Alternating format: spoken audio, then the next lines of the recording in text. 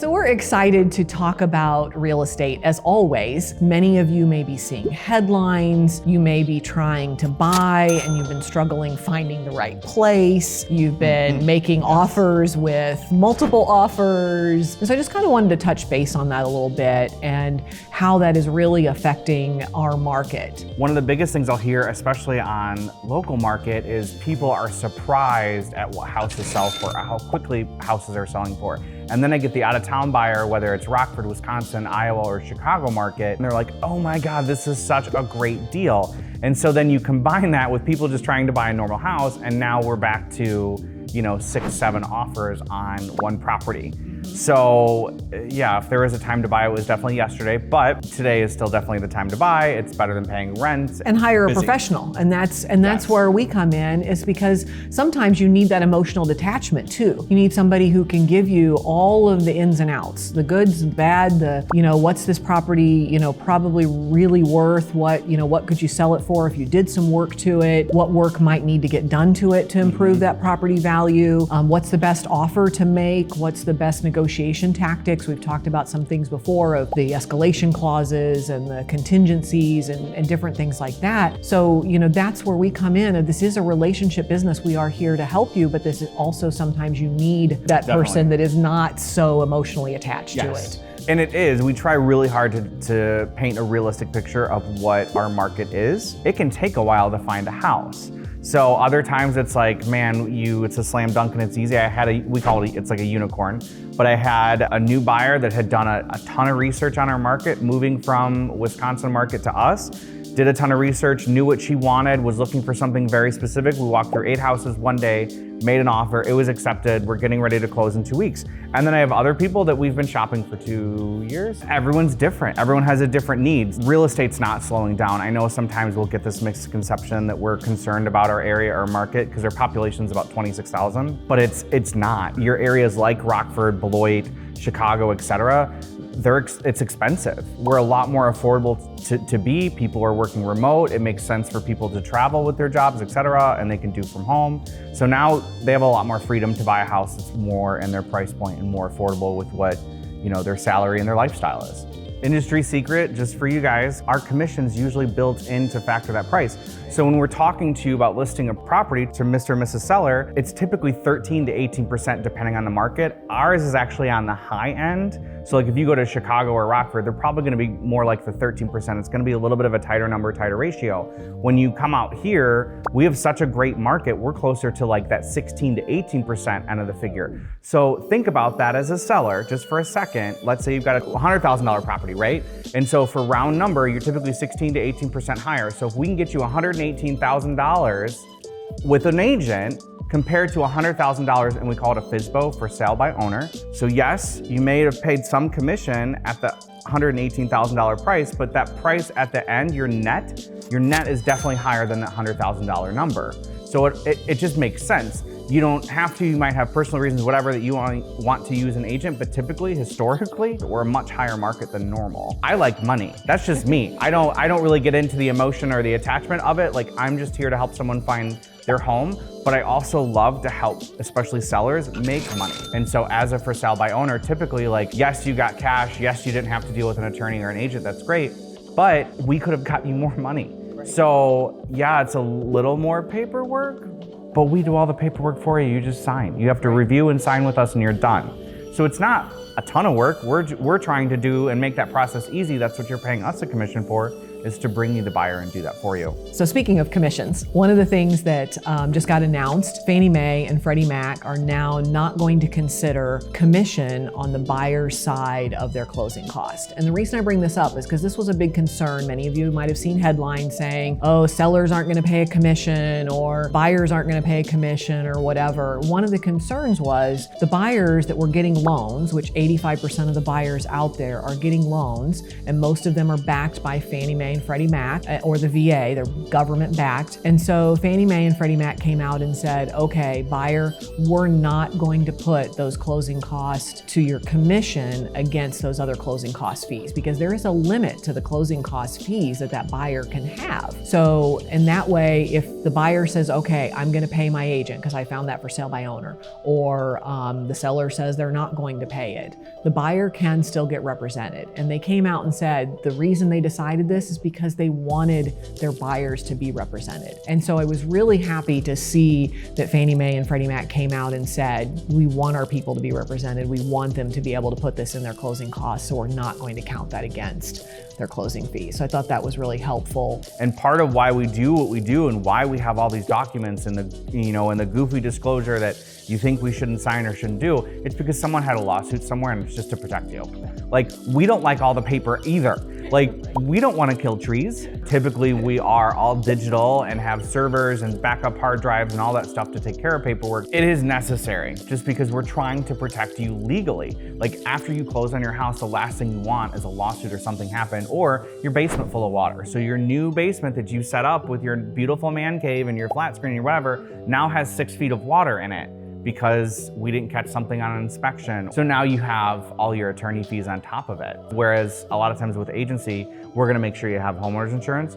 We're gonna make sure that you have home inspections, all that kind of stuff. Well and septic inspection if need be. That was one thing that this for sale by owner that I was working with didn't know about, that they needed to have. The buyer wouldn't have had that done if they'd been going just direct to the for sale by owner. So, all the different things, the disclosures that are required, all of the information that we can, and any history too on the property when it's sold, and other property information from prior owners even. Sometimes I'll look up the old disclosures from the prior owner even if I can. So, because most of the time our multiple listing has 20 years of history. So let's look it up. One of the other perks to using a realtor is we're here after the sale. There's stuff that pops up all the time. I think we don't do a good enough job of representing some of the things that we do after a sale, but that's a great example is, wait a minute, at closing my taxes were supposed to be XYZ and they're not.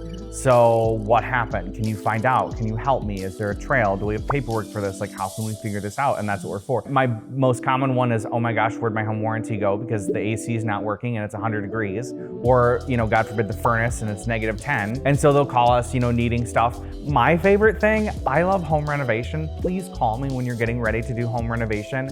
I love the bubblegum black and pink bathroom with, the mirrored tile ceiling and all that stuff for your 7-year-old little girl's attached bathroom to the guest bedroom. I think that's super cute. That's gonna be really hard for me to market when you go to sell this property. So let's maybe just talk about that and let you know, like, yeah, this is a beautiful $10,000 bathroom that's super custom to your family and your needs. Might not be the best thing if we're trying to make this market ready. And so a lot of times we can come in and we can kind of consult and help, like, how should we do the kitchen? Like, I want these personal effects things to meet my family and my needs, but do you think there's a little more of a broader scope, if you will, that, what's more trending or what's current or what would sell in the current market? That's something we love to help with, because the last thing I want to do is go to list your house and I'm at $200,000 and you're at $250 because you spent $67,000 on this custom kitchen on a 2-bedroom, 1-bath house. Like, I can only do so much. Like, I understand that you spent this and did this, but that doesn't necessarily mean that I'm going to be able to get that equity back out of the house for you to pay for that, kitchen or bathroom or whatever. Right, a client called me a while back and she was thinking about finishing her basement, and she said, do I put in a bathroom? Do I not put in a bathroom? I said, absolutely, if you can, even if it's a half bathroom, that you'll get your money back on. Family room in the basement, yeah, you'll get some return on that, but not every dollar for dollar. But a bathroom, boy, you definitely get your return on bathrooms.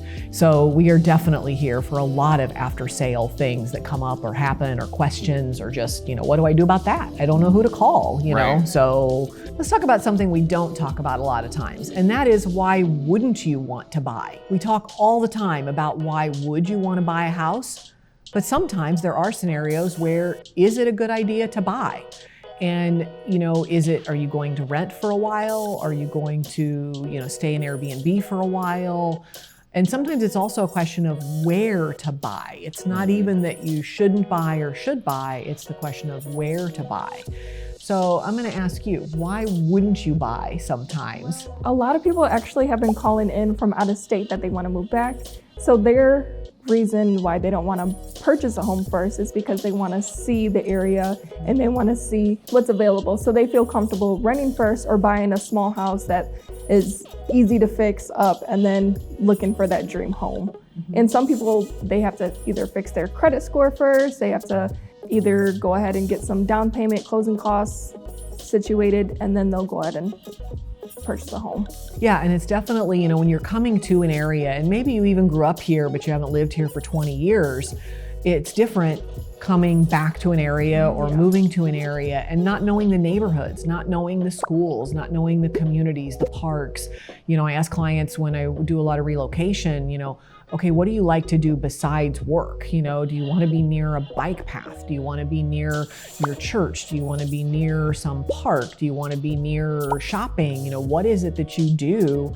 You know, do you have kids? Do you not? You know, all these things, because that makes a huge difference. And until you get here and really get involved in the community, right, you really don't know. And there's nothing wrong with taking your time and exploring. Like, check out several different markets, several different areas, do a little bit of research on towns and communities and what they're known for and what they have to offer. My struggle lately is just, like, I've got plenty of buyers. It's just a matter of completed houses. Right. A lot of incomplete inventory. If I could find a couple of contractors, oh my gosh, finding contractors to come out here that actually believe in our community and the area and are excited about it, you could really make a killing. We've got a ton of properties that are ready for renovations, and you know, your flippers, if you will, or your investors, if you will, there's a ton of potential here. I just wish we found more people interested in doing those kind of rehabs that had those crews.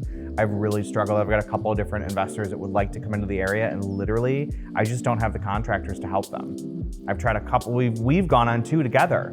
And we literally, like, following up with contractors, the minute they get a large job back in Rockford or Chicago, or my one was Madison, Wisconsin, like, he was just like, money's great, gotta go. Well, in these days, even when you've got to buy a fixer-upper and you're still spending $50,000 or $100,000 to make it $150,000 or $200,000, there's just not a lot of margin there left. Yeah. And so that's the struggle, you know, in our market. You still are capped out at a certain number, just like you were talking about earlier. You can put $100,000 into your house, but I may still come in and tell you it's still only worth $100,000 because you can over improve. One of the key factors, and I saw this a lot when I was working in the market in Columbus, Ohio, investors would literally lose touch of the fact that someone has to live in this house and would do some crazy things. My favorite was a conversation where we took out the fireplace in the living room and we're going to do a cubby for the washer and dryer, because that investor was like, hey, there's no washer and dryer hookups up here. I need to put the laundry room on the first floor like you said. So Mr. Brandon, I am putting it on the first floor. I've removed the fireplace and here's the new cubby. The washer and dryer are coming. The reason they decided to do that is because all the plumbing was directly under the fireplace, all that stuff was there. It was the shortest way to do it and the cheapest way to spend material money. So, okay, that's fine, but who the heck wants to look at their washer and dryer while they're watching the football game, or a movie with their family, or the kids trying to watch Blue's Clues and the dryer's beeping? Like, it was just, wow. I mean, you did take my recommendations literally. I appreciate your tenacity. However, I don't know how I'm gonna market a washer and dryer in the, like, you open the front door to walk into the living room, beautiful open concept with the washer and dryer under the television where the fireplace used to be. These are the not what to do things. I'm like, please consult with us. We love working with those projects. We can help you with some of those blunders. I'm being very facetious. Most people aren't. Most people know not to put the washer and dryer under the flat screen, but we have all kinds of fun stories like that. Love working and doing those projects, but absolutely having an agent is paramount. Right, we've seen all of those things. I tell sellers when I get ready to list the property, we talk about what's gonna stay and what doesn't. And one of the things I go through is because I had a scenario years ago where the client, my seller, swapped out a toilet in the house. And I am kidding you not, they took the toilet out of the house and put a different toilet in before they sold the house, before it closed. When the contract was written, they had a said toilet in the house. Right before closing, they took out that toilet and put a different toilet in. So now I have to use that as a discussion because I never thought someone would swap out a toilet before closing. But now I have to tell you that everything that is attached to your home when that contract was written has to stay there when we get to closing. But my heated seats and my, heated bidet and my heated dryer for my. You just sold that. You mean I can't keep that fancy toilet? No, you cannot.